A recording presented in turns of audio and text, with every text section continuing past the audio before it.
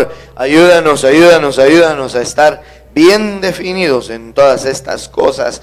Te lo pedimos, Padre, en el nombre poderoso de Jesús. Amén, Señor bendito, y amén. Gloria a Dios. Muy bien, bendito sea el Señor. No, si usted quiere darle esas palmas al Señor, no veo razón para detenerse. Aleluya. Gloria a Dios. Bendito sea Papito que está en el cielo, ¿verdad? Hermano, tengo que entrarle rápidamente. Quisiera seguirle saludando, créame, porque extraño mucho no estarlo viendo últimamente con tantas situaciones que se han presentado, pero tenemos que entrarle, ¿verdad?, aquí a la palabra. Y yo quisiera, pues bueno, retomando la idea que le estaba, o el pensamiento más bien que le estaba trasladando hace un momento, le decía, sin lugar a dudas, cada día nos vamos a despertar con nuevas noticias o acontecimientos, y sobre todo, pues aquello que nos llama la atención a nivel mundial, pero que en realidad, hermano amado, ya nosotros sabemos, ya tenemos un buen rato de estar nosotros enseñando, y digo nosotros porque me refiero a la red ministerial a la que pertenecemos, ¿verdad?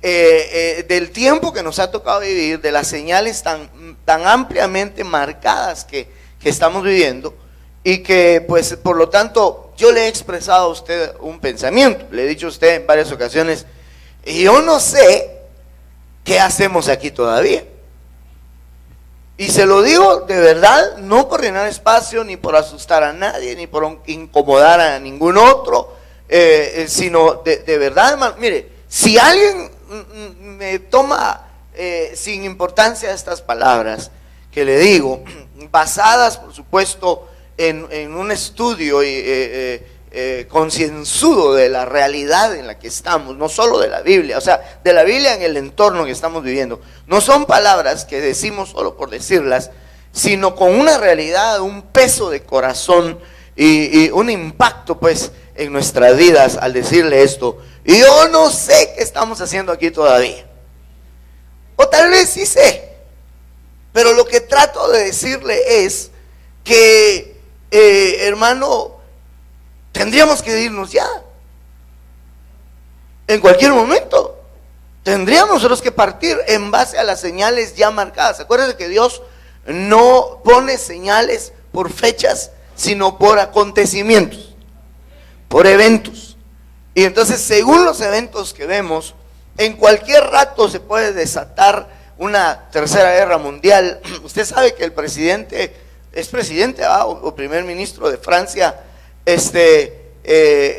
presidente creo que es, este señor, calificó, no sé si usted sabe de los ataques, porque ayer hablaba con unos y no sabían todavía que hubo el viernes en Francia, donde ya creo que van más de 160 muertos reportados, ¿verdad? Donde incluso creo que hubieron 2 de los terroristas que se autodetonaron con chalecos de bombas. Y entonces el presidente ya calificó este ataque como una declaración de guerra. Y esta también es una represalia de ISIS, de los islámicos, de los musulmanes, diciendo ellos pues que recientemente Francia bombardeó Siria y que afectó gente inocente. Hermano, no estamos ni defendiendo ni uno ni otro.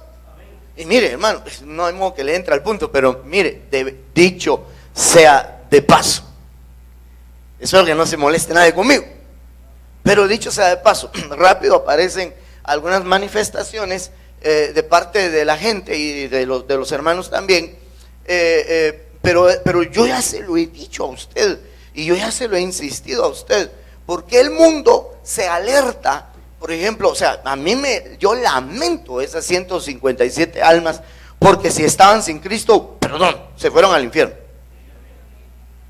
Yo lo lamento profundamente, hermano, de esas personas que habitaban ahí en Francia, porque no todos eran franceses. Y entonces, fíjese usted, yo lo lamento, pero ¿por qué el mundo no se pronuncia como se pronuncia aquí? con los bombardeos en Siria, con tanta gente que muere, niños, y sí, muchas veces nos enteramos solo por las redes sociales.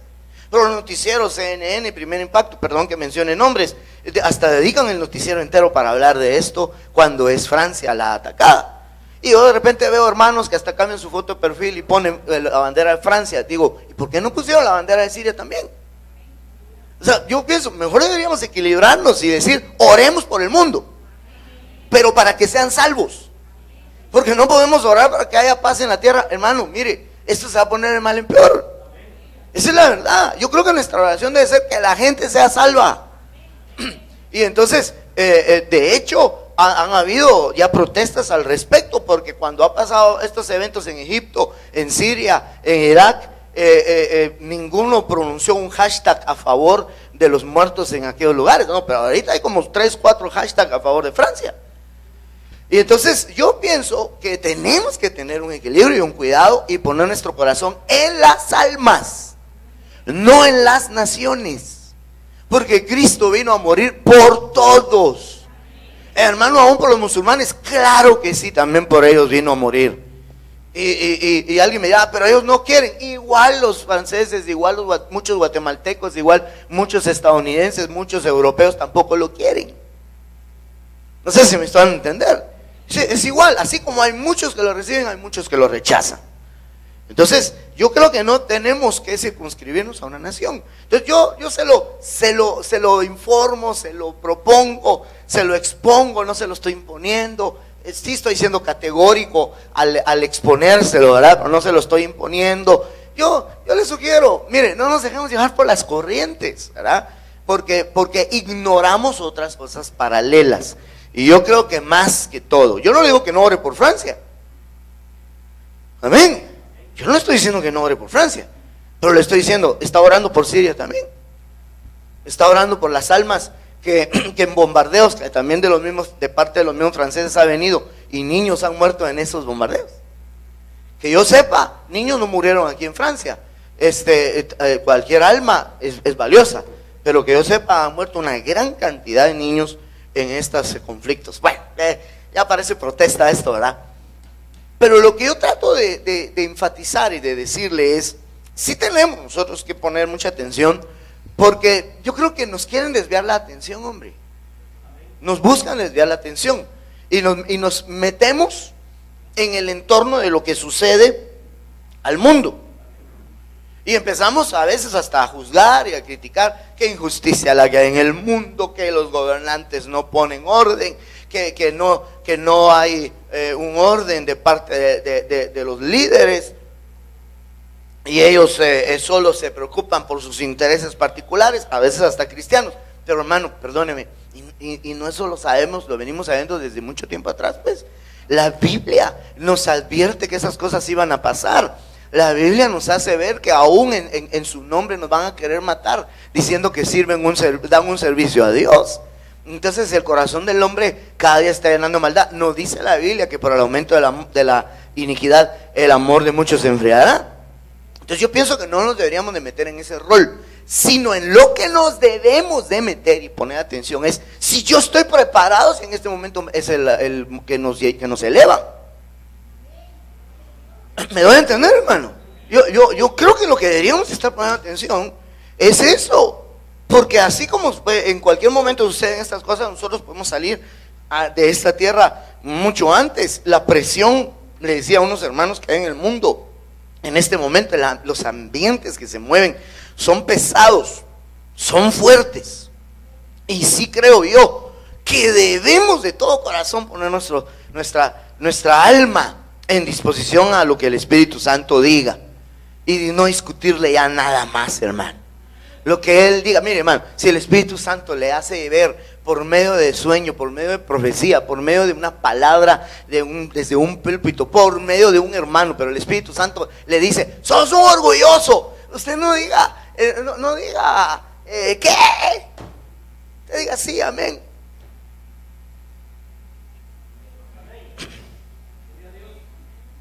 Porque yo creo, hermano, claro, no le digo solo diga amén y gloria a Dios, ¿verdad? Sino buscar qué es lo que tenemos que hacer. y que tenemos que arreglar, porque yo insisto, la cosa está seria en este tiempo. Y entonces yo creo que por eso nuestra atención sí debe ser buscar. Yo le pedí al hermano Henry, por ejemplo, ayer, que me ayudara a buscar algunos eventos, y quizás no los voy a hablar en esta primera parte, porque ya se me está yendo bastante el tiempo en derredor, para pues nuevamente hacerle ver en el tiempo que pues estamos viviendo, ¿verdad? Tan absolutamente claro en el que estamos viviendo. Pero entrando en materia, en esta orden de ideas, yo puedo ver, hermano, que el Señor hace advertencias bien tremendas, sobre todo en un libro que es un libro de revelación. Fíjense bien, y que usted sabe que se llama Apocalipsis, porque Apocalipsis quiere decir revelación. Usted ya lo sabe, quizás para algunos sea primera vez que lo oigan, pero hemos dicho tantas veces.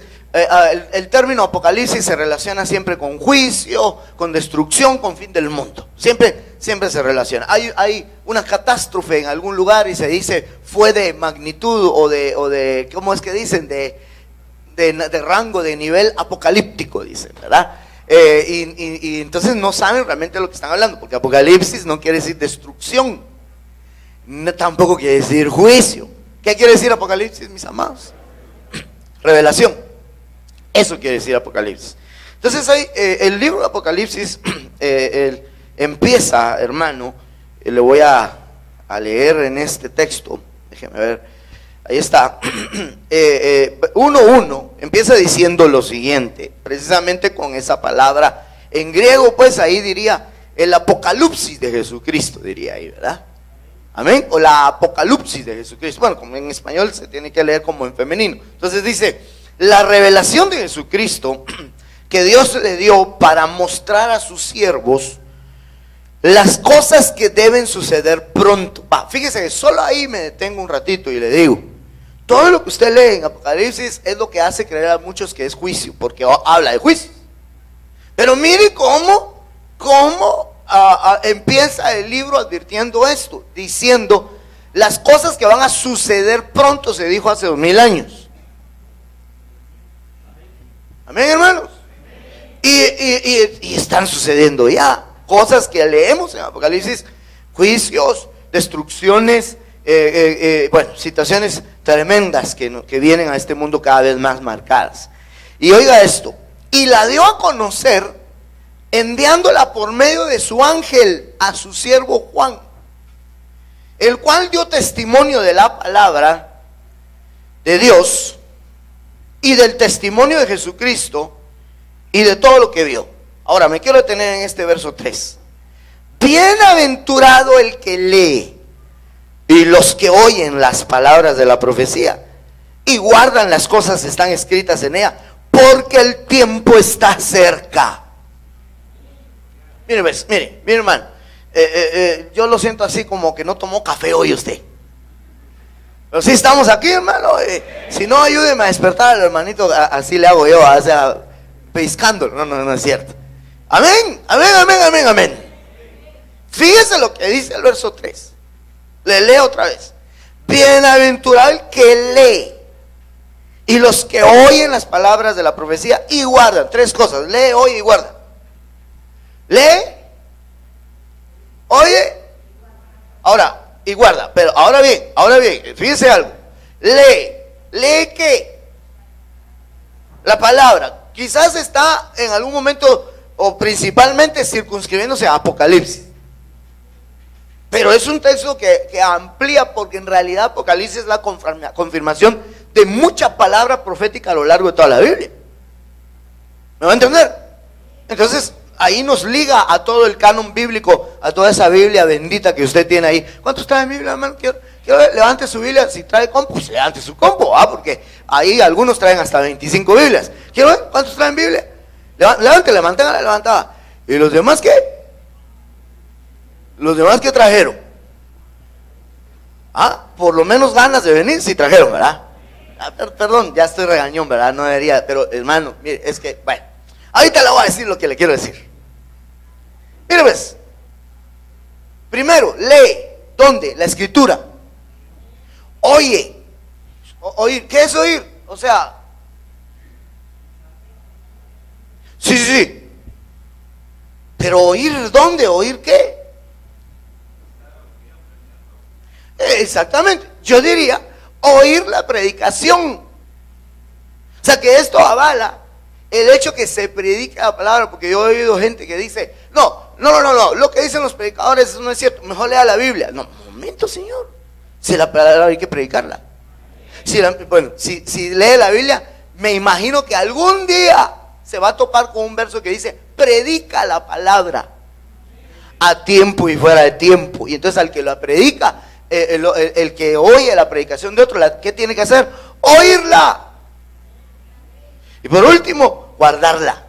Lee, oye, guarda. Pero fíjese bien, me quiero detener donde dice lee. Porque ahí la palabra lee es una palabra que obviamente se traduce leer, se traduce estudiar. Pero yo le voy a leer específicamente uno de los significados del Strong Concordance, porque ahí viene de la palabra ginosco y hay un significado muy profundo y muy importante que usted y yo tenemos que analizar esta mañana acá. La palabra anaginosco también quiere decir aprender de nuevo. Entonces fíjese usted, mire hermano, yo no sé si usted le impacta o no, pero qué tremendo hermano. Yo creo que usted y yo tenemos que aprender de nuevo. ¿Sabe cuál es el peor error que podemos nosotros cometer?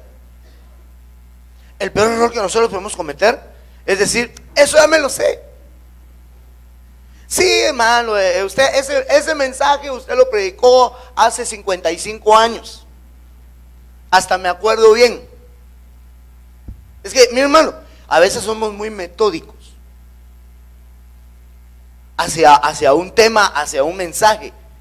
Pero acuérdense que, bueno, si aquí dice leer, oír, ¿y qué más dice?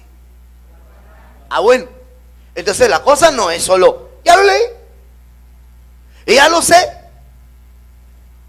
sino que tendríamos que ir un poco más allá. Y tendríamos que entender una cosa. En primer lugar tenemos que entender, mire, óigame lo que le voy a decir. Lo primero que tenemos que entender es lo siguiente: ¿aprendimos? Ahora, como nadie me contesta, entonces no sé si usted aprendió, pero ¿usted ha aprendido? Bien, entonces esa pregunta y esa respuesta me lleva a otra pregunta. La pregunta sería, ¿qué aprendió? Porque es interesante que la palabra nos lleva a que tenemos que aprender de nuevo. Quizás no necesariamente porque se nos enseñó mal, tal vez en algunas ocasiones sí, pero no siempre. Porque lo que pasa es de que nosotros creemos que ya lo aprendimos todo. A veces pues creemos y decimos, no, eso ya está.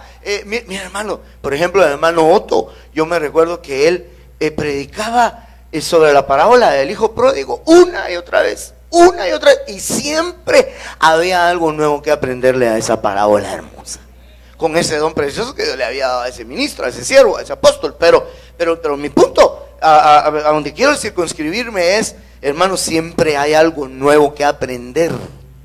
Entonces tenemos que, insisto, aprender de nuevo.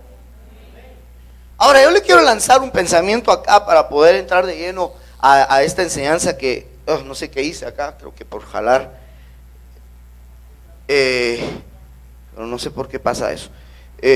Entonces quisiera llevarlo a lo siguiente. Fíjese bien, cuando esto fue escrito hace 2000 años, en realidad la iglesia del principio no tenía esa Biblia que yo le dije que sí trajo y que muchos no trajeron.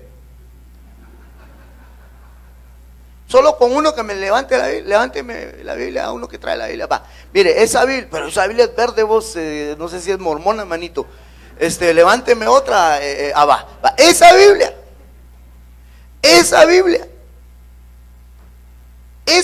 que ve el hermano que tiene ahí, tiene 66 libros. Usted, gracias varón. Usted sabe que cuando se escribió esto, la iglesia del principio no tenía todo esto. Porque esos 66 libros se conformaron en un concilio de la iglesia del principio en el año 325. Y el libro de Apocalipsis, por aquí creo que tengo el dato, no sé, no creo que lo encuentre rápido, pero yo tengo idea, si tienen ustedes ahí algún dato en su Biblia, abren Apocalipsis y ahí dice más o menos en qué año fue escrito. Creo yo que fue escrito en el año 60 después de Cristo, 50 por ahí después de Cristo, el libro de Apocalipsis. No sé si me estoy dando a entender.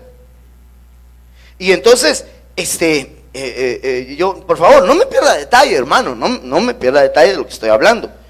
Me interesa, por favor, que no desacreditemos esto que estamos hablando o que creamos que no tiene importancia. Mire, pues, ay, Dios mío, ¿dónde? No, brother, no. ¿Cuándo fue escrito el libro de Apocalipsis? Jamás. 1861, jamás, no. Tiene que ser años 50, años 60 después de Cristo. Déjame ver mejor. Es que no logro entender por qué no encuentro donde me lo enviaron a mí. Creo que ya sé por qué. Bueno, me enviaron un dato de cómo o de dónde, que cada año fue creado, en qué año fue creado cada libro, pero bueno.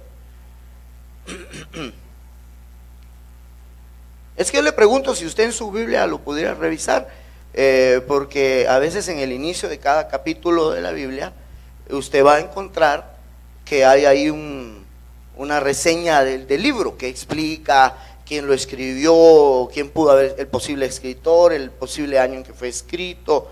¿Sí me va a entender, hermanos? Entonces, si usted me está haciendo el favor, pero yo creo que nadie me quiere ayudar, ¿va? ¿Sí? 1569. No, hermana, es que tal vez lo que están ustedes leyendo es la Biblia, el conformar del libro. No es eso. Entonces, aquí tengo uno, no, ya lo encontré, gracias, hermanos. El libro de Apocalipsis fue escrito entre el año 94 y 96 después de Cristo. Es que, por favor, yo no sé qué es lo que estaban leyendo. Estaban leyendo tal vez los autores de los traductores, eso estaban leyendo. No, yo les estoy diciendo, leamos el libro de Apocalipsis cuando fue escrito, porque fue escrito por Juan. Y Juan, obviamente, en el año 1000 ya no vivía. Él vivió alrededor todavía de los años 94 y 96. Ahí se cree que fue escrito el libro de Apocalipsis. Amén. Entonces, óigame esto. El libro de Apocalipsis fue escrito en el año 94 después de Cristo. ¿Y en qué año le dije que fue conformada toda la Biblia esa? Volveme a levantar tu Biblia, hermano Manuelito, por favor. ¿En qué año le dije que fue conformado esos 66 libros que se juntaron como Biblia? ¿En qué año le dije? Vaya, reste usted 325 de 96, ¿cuánto hay ahí? 200 y pico, va. Fíjese bien, hermano, cuando esto fue dicho y escrito, no estaban esos 66 libros. No te hagas pena, hermano, ya bájala. No quiero que te canses. No estaban estos 66 libros. Entonces, la gente de la iglesia del principio no tenía la facilidad de llegar a la Biblia como usted y yo la tenemos ahora. Mire, ellos poseían, por ejemplo, Pablo le escribía a los Efesios. Ellos tenían la carta de Pablo a los Efesios, nada más. Lo que usted lee en alguna carta es donde dice, creo que es la de Colosenses, dice, quiero que lean esta carta a los de Tesalónica. Y la de Tesalónica se la lean a ustedes, a los de Colosenses. Hermano, sí está aquí, ¿verdad? Entonces, yo a lo que lo quiero llevar, ya no le voy a más dar todo esto, pues, porque yo miro que lo estoy durmiendo.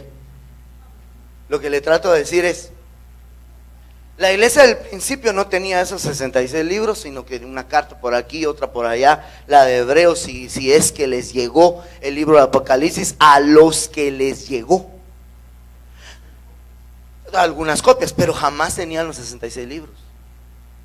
Es más, no solamente eso, también les llegaban otras cartas que después no fueron canonizadas, es decir, mejor dicho, no entraron en el canon bíblico. La carta de Judas, esa no entró en el canon bíblico, pero esa caminó dentro de la iglesia del principio. A ellos les llegó algunas otras cartas que después por revelación, y ahí yo no tendría tiempo de explicar lo que nuestro apóstol nos ha estado explicando acerca de esto que yo le estoy diciendo ahorita y se lo estoy tratando de trasladar. No tendría el tiempo, pero sí de decirle, está comprobado por el Espíritu Santo de estos 66 libros son los que el Señor quería. No me voy a meter ahorita a discutir en ello, pero en algún momento lo vamos a hacer, créanme, lo vamos a hacer. Si no se me duerme, pues. Pero ¿a qué quiero llegar? ¿Cuál es mi punto? Mi objetivo es el siguiente, hermano. Años después, la iglesia se babilonizó. Y casi por un periodo de 1000 años, si no me equivoco, 800 años creo yo, la humanidad estuvo en una época que los mismos historiadores definen como la época o el periodo del oscurantismo.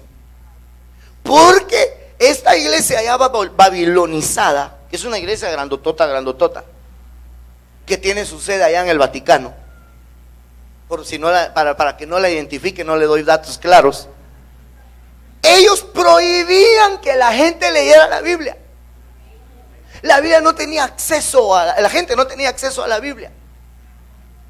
Es más, ni siquiera algunos de los que estaban en conventos o monasterios, ni siquiera ellos. No todos, solo los de mayor rango.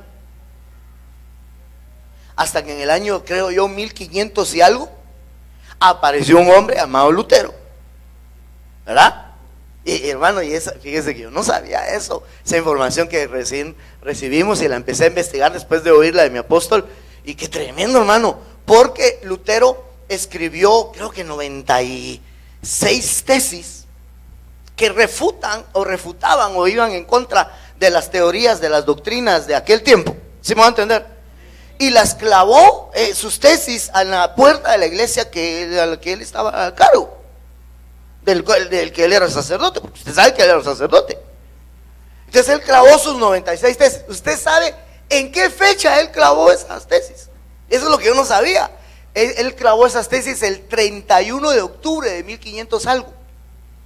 Entonces nos decía el apóstol, por eso el enemigo se ha encargado de desvirtuarnos esa fecha, para decir que esa 1517, 31 de octubre de 1517, él clavó eso. Entonces hoy usted le dicen 31 de octubre y le dan ganas de vestirse de monstruito. No, usted no, ¿verdad? Usted no. Pero yo creo que nosotros deberíamos estar recordando esa fecha como la fecha, hermano, en que este tremendo hombre de Dios fue levantado para refutar aquellas doctrinas y salir de ese oscurantismo. Porque entonces cuando él logró salir de ahí, porque a Dios lo guardó a él sobrenaturalmente, a él lo querían matar. Cuando él logró salir de todo peligro, porque se lo llevaron a otra región y un archiduque parece que fue el que en realidad lo protegió. Si no hubiera sido por ese duque o archiduque, a Lutero lo hubieran matado. Pero fue movimientos que Dios hizo. Entonces cuando ya él tuvo paz de persecución, por lo menos de muerte, persecución de muerte, él se dedicó a escribir la Biblia en lenguajes conocidos, vernáculos, se le llama eso, en lenguaje, digamos, una traducción para los alemanes, y empezó a traducir, y empezaron a levantarse otros. En España se levantaron Casiodoro Reina, creo que se llama, ¿verdad? Y no sé qué Valera, Cipriano de Valera, y por eso usted sabe que esa versión se llama Reina Valera, porque estos dos que también ellos habían sido monjes, tradujeron la Biblia al español. Otro que era un rey, de hecho, por eso se llama así, King James. Él tradujo al inglés la Biblia, Lutero al alemán. Entonces empezaron las versiones a salir. Entonces quiere decir que después de 1500, la humanidad empezó a tener acceso a la Biblia con mucha dificultad, hasta ahora. Mi hermano, si usted me está llevando el hilo de todo lo que le estoy hablando, ni siquiera en la época de la Biblia tenían esos libros que usted tiene. Entonces le voy a trasladar el pensamiento que nos ha trasladado el apóstol. Y él decía, la iglesia del principio no tenía la revelación completa. La iglesia que sobrevivió al oscurantismo no tenía absolutamente nada, pero Dios en su gloria hizo que la iglesia permaneciera. Una iglesia verdadera en medio de todo eso. ¿Me van a entender? Entonces ellos no tenían acceso a eso porque no podían. Estoy citando las palabras de mi apóstol. Toda la iglesia de antes no tenía acceso a eso porque no podían. Pero es triste y preocupante que la iglesia de ahora no tiene acceso porque no quiere. Porque nosotros tenemos textos que la iglesia del principio no tenía. Y mire cómo era la iglesia del principio, hermano. Yo creo que nosotros tenemos que entender este llamado que está haciendo aquí la Biblia. Bienaventurado el que lee, bienaventurado el que lee, bienaventurado el que oye. Ahora bien, bienaventurado el que lee es una cosa, le dije, ¿verdad? Bienaventurado el que oye, eso es otra cosa, le dije, que es la predicación. Déjeme explicárselo de esta manera para evitar problemas. Bienaventurado el que lee las escrituras benditas, estos 66 libros que Dios nos dejó. Muy bien, eso no hay problema, es la palabra profética más segura. Ahora, bienaventurado el que oye, al que lee la palabra profética más segura. O sea, no le estoy diciendo, oiga cualquiera. No. Cerciórese que el que le predica, lee, estudia. Porque mire, eso es otra cosa que lo hemos explicado de alguna manera en otra ocasión. La Biblia fue escrita, el Antiguo Testamento en hebreo, el Nuevo Testamento, parte de él en griego. Y nosotros no tenemos que ignorar que las connotaciones de esas palabras son muy distintas a las nuestras. Y que esa es la razón por la que tienen que haber diversas traducciones. Y que no nos podemos circunscribir solamente a una Biblia, como por decirle Reina Valera del 60, que los mismos autores de la Reina Valera del 60 están conscientes que tiene 1000 no sé cuántos errores, hermano. Ellos mismos, los mismos productores de esa versión, y algunos han denotado esa Biblia como que es la Biblia del evangélico. Mi hermano, tenemos que leer. Más que eso, tenemos que estudiar para entender mejor la palabra. Porque si nosotros tenemos más dicha, mejor digamos, sí, porque bienaventuranza eso quiere decir dicha, ¿verdad? Pero dígame esto, nosotros tenemos más bienaventuranza. Porque nosotros, usted y yo, bendito sea Dios, podemos leer todo y estudiarlo. Entonces cuando yo veo todo esto digo, yo no sé si ya le puse en pantalla de que leer es aprender de nuevo. Se lo había puesto, no sé. Es que como vi aquí se salió, ¿verdad? Eso fue lo que pasó. Entonces aquí está. Ahí está, Anaginosco, aprender de nuevo. Hermano, por Dios santo, esto tiene que ser algo importante para todos nosotros. Entonces cuando yo veo lo que está pasando en el mundo, cuando yo entiendo, hermano, los acontecimientos que nos están marcando un tiempo final y que a mí me apasiona, claro, por ejemplo, oír a mi apóstol cuando nos explica magisterialmente, apostólicamente esos eventos y entendemos que esto está tremendo, pero lo que me apasiona más es pensar, Dios mío, cualquier rato nos vamos, estaremos listos. Mire, yo me pregunto primero, estaré listo, pero en eso como que me acuerdo que soy pastor. Entonces digo, estarán listos los que pastoreo. Entonces tengo que estar insistiendo en algunas cosas. Yo quisiera ver las manos levantadas de los que de verdad, de todo corazón, creen que en cualquier rato nos vamos. Mire, y si me ha entendido lo que yo le he explicado, o sea, perdón, no estoy diciendo que usted no tiene capacidad de entender, si me he dado a entender algunas cosas que le he explicado, quiero preguntarle si usted está de acuerdo cuando yo le digo, no sé por qué todavía estamos aquí. ¿Usted ha pensado lo mismo que yo? Porque yo no quiero obligarlo a que piense como yo, pero ¿qué dice usted? ¿Qué piensa usted? ¿Es cierto o no es cierto? Claro, yo sí sé, le decía, Yo sí sé la misericordia, porque la Biblia, hermano, la Biblia dice que Él, lo que algunos tienen por tardanza es que en realidad está dando oportunidad. No lo dice así textualmente. El que quiere que todos procedan al arrepentimiento. Eso es misericordia. Amén. Claro. O sea, de alguna forma sí sé.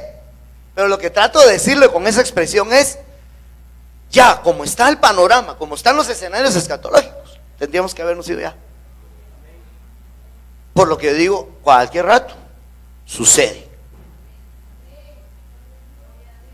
Yo le decía a unos hermanos, donde fui a predicar recientemente, estos días que he tenido ese privilegio de ir a varios lados, le decía, yo tenía mi maestro, que él era bien amigable, hermanos, pero por ser amigable no quise que no fuera estricto, era bien estricto, pero era bien amigable y nos permitía que lo tratáramos de vos cuando yo estaba en básicos.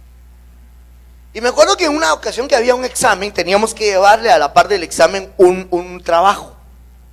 Y yo, por la preocupación del examen y un montón de cosas, y vivía lejos de donde yo estudiaba, y salí corriendo, dejo mi trabajo, hermano. Y entonces llego yo al colegio y lo primero que hago es que lo busco y le digo, mira, y como teníamos esa confianza, yo pensé que, dije, cuate va. Mira, fíjate que ahí estudiando fuerte me acosté tarde y me levanté corriendo y preocupado por el examen. Yo hice el trabajo, pero no lo traje. Pero lo hice, me dijo. Déjame traértelo mañana. O sea, pero lo hiciste, sí. ¿Y lo trajiste? No, no lo traje. Entonces él tenía su frase y él decía, lástima, manito, decía. Y entonces yo me estaba acordando de esas palabras de mi profesor, de mi catedrático. Y entonces le voy a decir una cosa. Cuando sea el día de irnos, lo que hayas hecho, lo hiciste. Y lo que no hayas hecho, lástima, manito. No, te voy a poner más espiritual. Lástima, hermanito. No, ya nos vamos. No, déjenme, voy a ir a pedirle perdón al fulano. Lástima, manito. ¿Por qué no lo haces ahorita? A ti que te gusta chatear a la hora del mensaje, por lo menos ahí, pues sí. Ese es sarcasmo, ¿va? Pero hermano, yo le pido, aproveche su tiempo, por Dios santo, aproveche su tiempo. Porque yo sí insisto, la cosa está tan tremenda, tan seria, que en cualquier momento esto se cumple. Entonces, por eso el Señor nos está diciendo, Apocalipsis, un libro de revelación de tiempo final, el primer consejo que da es, bienaventurado el que lee, el que aprende de nuevo. Como que nos están lanzando un mensaje para este tiempo final. Como que Dios sabía que la iglesia al final sí iba a tener todos los libros, que sí iba a tener toda la revelación plena, o la revelación plena. ¿Sí me van a entender? Y entonces viene Dios y nos lanza ese mensaje desde hace años y nos dice, aprendan de nuevo. Aprendan de nuevo. No se confíen en lo que ya saben. Aprendan de nuevo. Estudien, vuelvan a tomar. Ese verso ya lo leí, vuélvelo a leer. Investígalo en sus raíces griegas y hebreas. No sé griego, pero ahí te dejé gente que se esmeró. Tú no tenés ahí el dato, hermano Henry, el año en que el hombre de apellido Strong, James Strong creo que se llama, él fue el que hizo esa concordancia que usted me oye mencionar aquí tanto, la Strong Concordance. Él la hizo cuando no habían computadoras. Y yo me recuerdo que dice que él logró hacer, o sea, ponerle un número de Strong a cada palabra hebrea y a cada palabra griega de la Biblia. Le puso un numerito desde 1. No sé si me va a entender. Para que los estudiosos de la Biblia pudiéramos tener una herramienta y entender la amplitud del griego y entender la amplitud del hebreo. ¿Sí me va a entender? Pero lo hizo cuando habían computadoras. Y yo en la enciclopedia que tengo así de libro, no sé si tengo una en mi oficina, pero ahí dice cuántos años se tardó haciéndolo y da una reseña de su vida. Yo solo me recuerdo, hermano, que es toda una vida lo que él se tardó. Y en la reseña de su vida hasta da a entender los problemas familiares y maritales que tuvo por eso.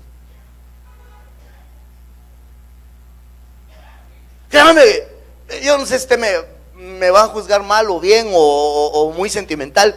Crean que se me rodaron las lágrimas cuando yo leí eso, hermano, acerca de la vida personal de James Strong, porque dije, ese hombre, por proporcionarnos una herramienta de estudio, hasta su vida personal puso en juego, para que hoy, perdón, mi enojo, no, tal vez no enojo, o sarcasmo si usted quiere, para que hoy alguien diga, ¿cuánto vale un Strong? 300 quetzales, muy cara.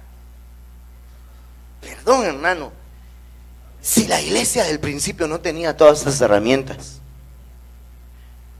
y la iglesia posterior entró en una etapa de oscurantismo que ni la Biblia los dejaban leer, yo sí creo, y estoy trasladándole palabras de mi apóstol, que a la iglesia de este tiempo nos va a ser demandado que no busquemos aprender de nuevo.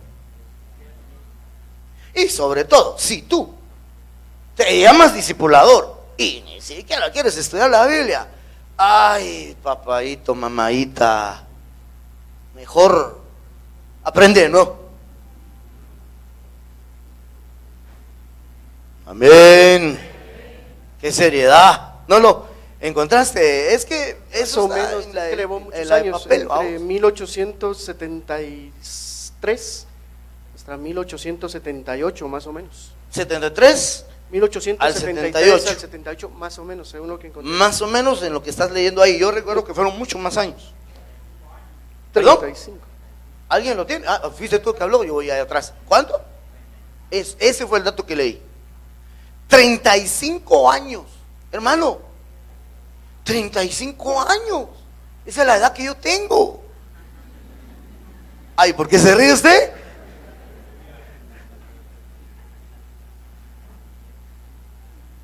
No, esa es la edad que tiene el bichito, así no tampoco, vamos. No, mire pues, 35 años. Bueno, de hecho, es más años de lo que tú tienes, imagínate, hermano. Sí, empezó en 1853. Empezó en 1853. ¿Usted cree que habían computadoras?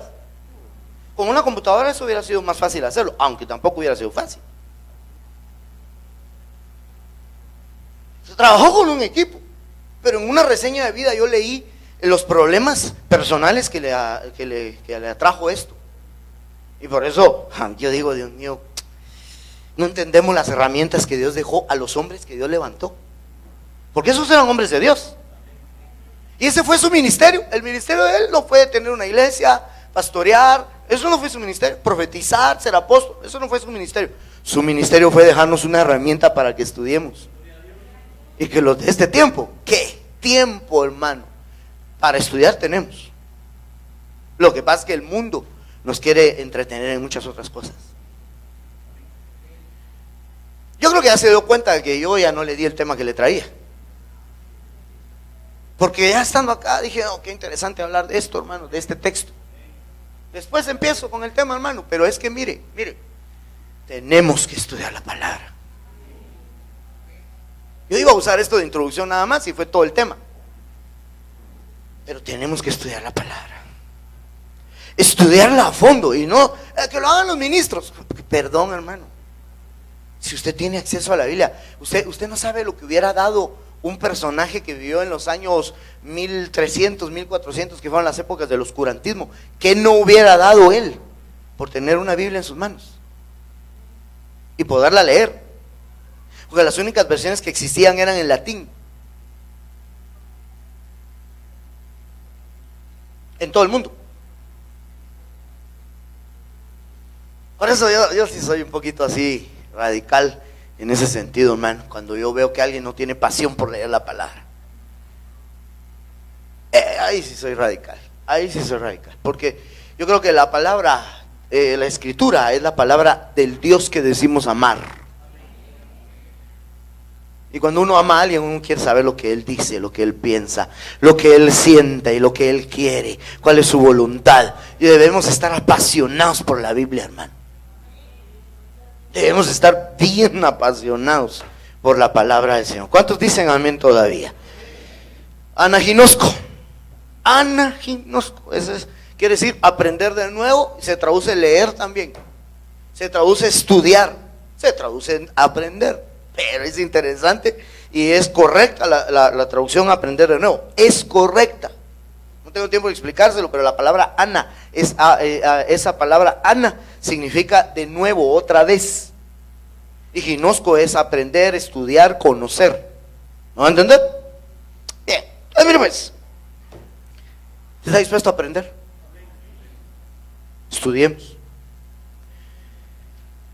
¿Qué más quiere el Señor que aprendamos? ¿Qué más quiere el Señor que sepamos de la palabra? Pues sigamos aquí en Apocalipsis y saltémonos hasta el capítulo número 12. Por lo menos le quiero dejar de qué le quiero platicar en el segundo tema. Apocalipsis 12:1 dice: y una gran señal apareció en el cielo, una mujer vestida del sol, con la luna debajo de sus pies y una corona de 12 estrellas sobre su cabeza.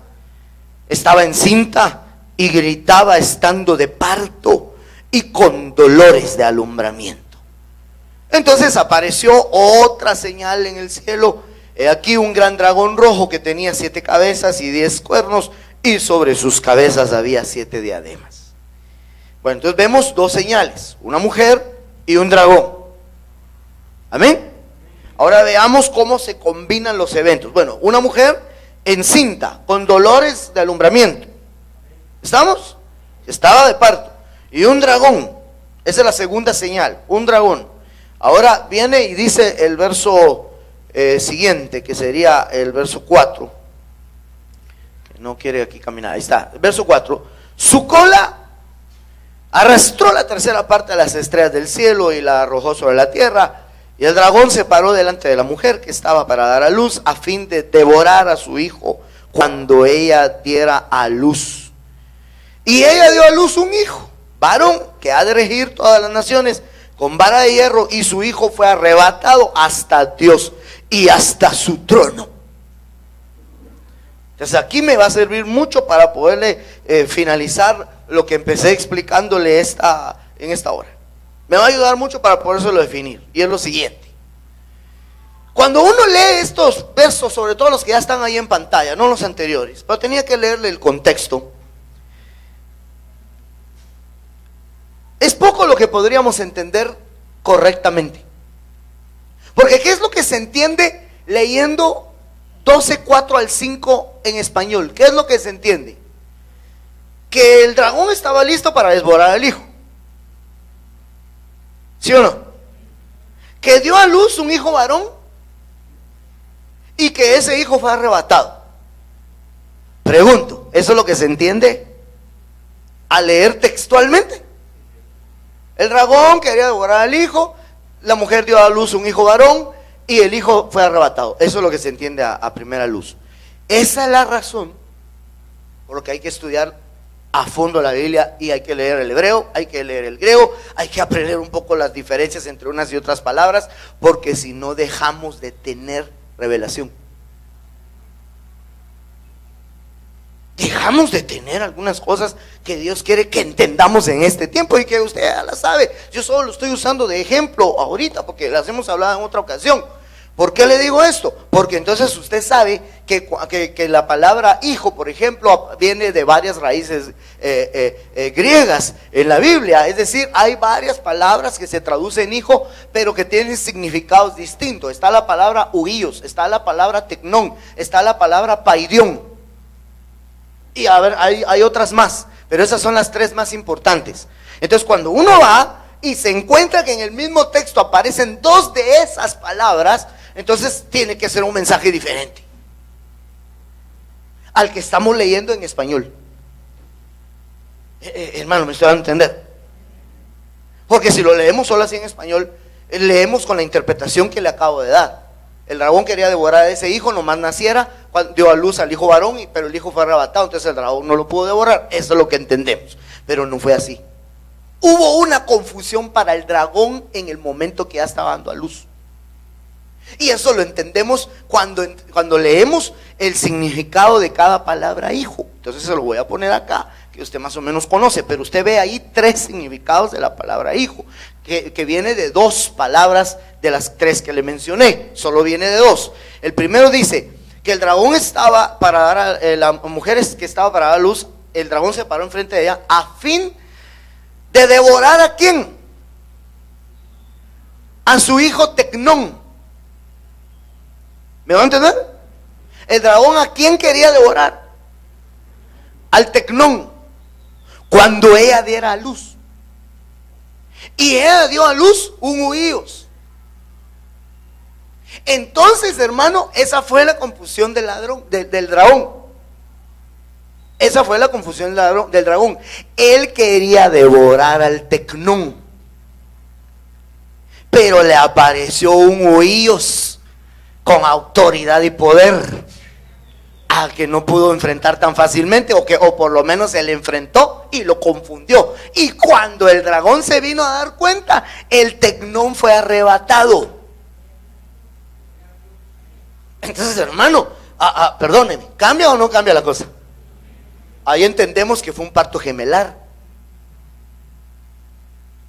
Ese fue un parto gemelar. El dragón quería devorar al Tecnón.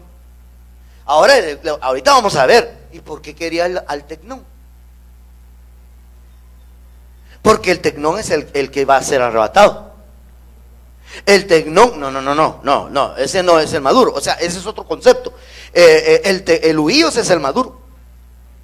Entonces él quería devorar al Tecnón porque era más fácil enfrentar al Tecnón que al huíos. Al huíos no le pudo hacer frente. Entonces él quería devorar al Tecnón porque el Tecnón es el que habría de ser arrebatado hasta el trono, porque entonces el Tecnón representa a la iglesia que va a casarse con el Señor. Entonces él quería hacer daño a ese producto de la iglesia de este tiempo, o eso es lo que él quiere, porque esa es una palabra profética que está por cumplirse. Entonces, la mujer es toda la iglesia alrededor del mundo. Toda la iglesia ahorita alrededor del mundo está con dolores de parto. Y va a subir con esos dolores de abrumamiento a dar a luz al Tecnón que va a ser arrebatado. Pero entonces el dragón se va a presentar ahí también. Ahí a donde subamos. Ahí se va a presentar el dragón. Ay, hermano, ¿me están dando a entender o no? Y entonces él quiere devorar a ese Tecnón. Pero le nace un huíos.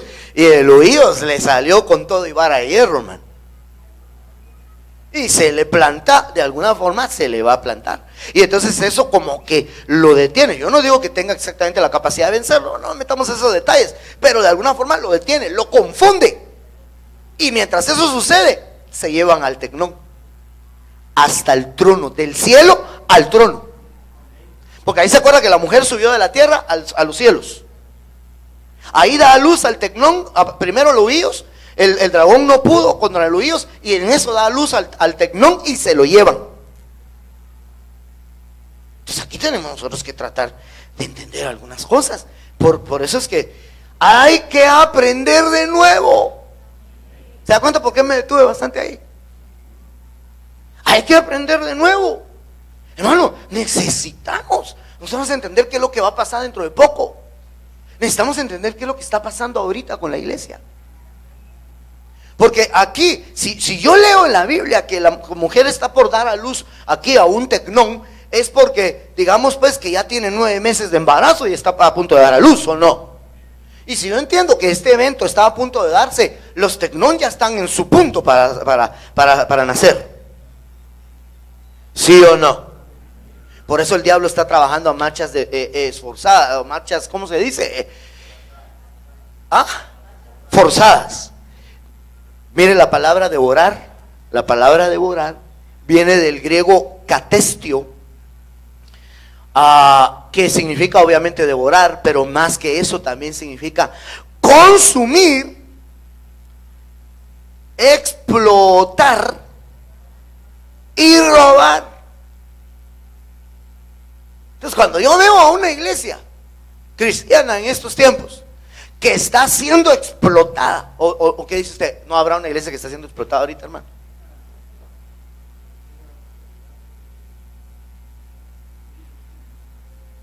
Miren, hermano, sí, con la doctrina de la prosperidad,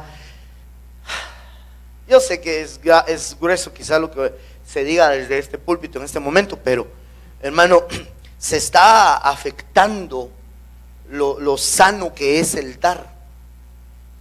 Cuando usted solo pedir, Es una forma de explotar a la iglesia.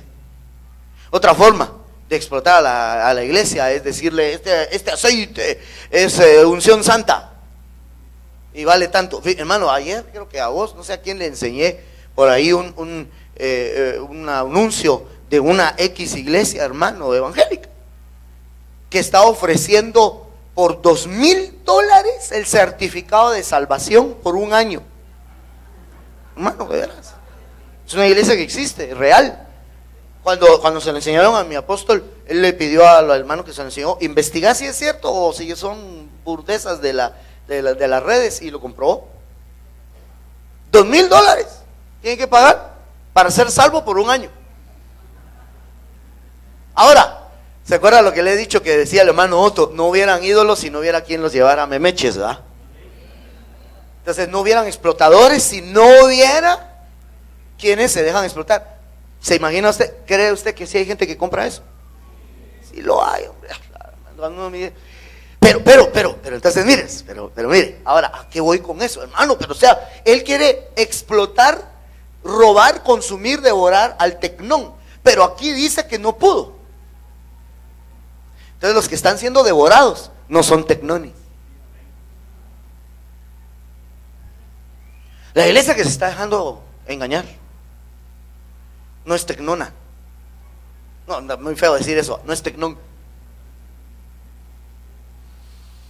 No es tecnón la iglesia que se está dejando explotar.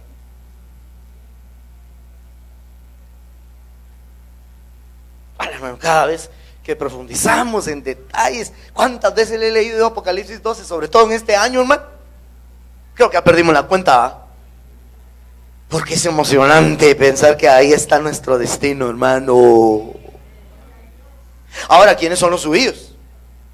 Los judíos son los ministros. Dice que a la mujer, cuando la regresan a la tierra, después de haber dado a luz allá al tecnón, a esa mujer la regresan a la tierra y la van a sustentar por 1260 días. Y es bien interesante, hermano, que le dan las alas de la gran águila, y esas alas son los ministros. Y resulta que la palabra huíos en gematría bíblica griega tiene un valor numérico de 1260. No sé si me va a entender. Entonces, los huíos son ese sustento para la iglesia que se queda, es lo que se ha estado explicando. Hoy sí ya no es una teoría, hoy sí ya se ha afirmado apostólicamente. Los ministros primarios se quedan a la tribulación para sustentar a la iglesia, pero se quedan exaltados. Van a haber otros ministros descalificados, igual que iglesia descalificada. Igual, ministros que iglesia. Iglesia que aprueba, y los huíos, los ministros que aprueban, no son arrebatados hasta el trono, solo van a presentar a la novia y regresan a auxiliar al resto de la iglesia que se quedó. Entonces, ¿quién le aparece al dragón? ¿Quién es el que le aparece al dragón cuando está la mujer a punto de dar a luz? Los ministros ya exaltados, glorificados. Por eso es que el dragón se detiene, porque si el dragón se nos deja ir ahorita, nos hace chicharrón. Pero ya glorificados, ya exaltados, el ministro que dio la talla, entonces el otro espera al tecnón, pero es de los ministros los que le salen con vara de hierro, con poder. Y hermano, el dragón se confunde por un momento. Y en ese momento está siendo dada a luz el tecnón, que no dejó Dios que lo devoraran, que no dejó Dios, vamos a ver, que lo consumieran. O sea que el fuego de Dios consume a su iglesia, pero el dragón también quiere consumir. O te dejas consumir por el fuego de Dios, o te consume el dragón. ¿Sí o no? Explotar. Usted sabe qué es explotar, ¿va? Sí, hermano, es hacer boom. No. Es defraudar a una persona económicamente, sacarle beneficios con engaños, ¿verdad? Una explotación. Entonces yo cada vez que veo esto digo, tenemos que aprender de nuevo. Entonces finalizo porque Dios santo, me pasé 8 minutos. Véanse mis manos de alabanza.